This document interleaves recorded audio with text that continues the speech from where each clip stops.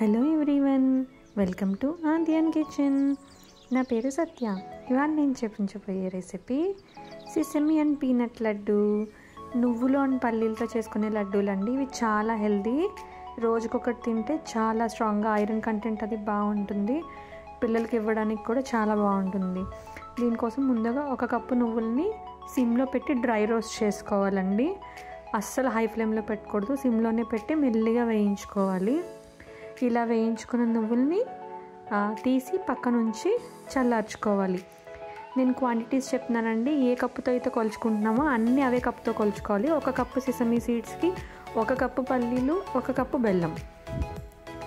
So ఇలా తీసుకున్నాక దీన్ని పక్కన ఉంచుకున్నాక 1 కప్పు పల్లీలు తీసుకోవాలండి. ఇవి నా దగ్గర ఆల్రెడీ ఫ్రై చేసేసిన పల్లీలు ఉన్నాయి కాబట్టి నేను తీసుకున్నాను. మీ దగ్గర ఫ్రై చేయనివి అయితే ఒకసారి ఫ్రై చేసేసి పైన స్కిన్ తీసేసి పల్లీలు మిక్సీ జార్లో వేసుకొని అందులోని మనం వేయించుకున్న నువ్వులు కూడా వేసుకొని 2 ఇలాచీలు వేసుకొని దాన్ని కొంచెం కోర్స్గా గ్రైండ్ చేసుకోవాలి.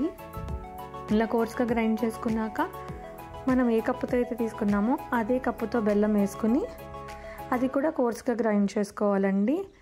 ఇప్పుడు మనం ఈ స్ట్రక్చర్ని చూస్తే అది మనకు ఒక షేప్ని హోల్డ్ చేయాలి, అంటే ఒక లడ్డూలా అవ్వాలి. పట్టుకుని చూస్తే సేమ్ ఇదే మెజర్మెంట్తో పర్ఫెక్ట్గా అవుతాయండి. But it depends on jaggery కూడా.